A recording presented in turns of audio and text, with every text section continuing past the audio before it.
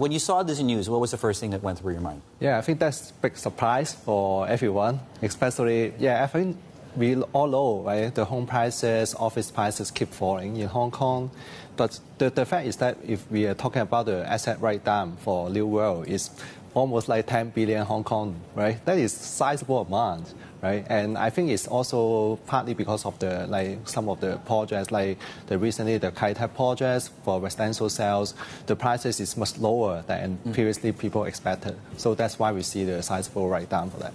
And what does it tell you about this whole deleveraging plan? Because that has been the concern in the market with New World, that they are yeah, exactly. I think the challenge is that for the asset prices or the equity value, it's all coming down, right? So it's also impacting on the leverage ratio, right? When we see the ratios, it's already like close to 100%. So that is definitely we see the challenge. And if that keeps going, right? If the asset price keep falling down, right, then it's also affect the further deleveraging going forward.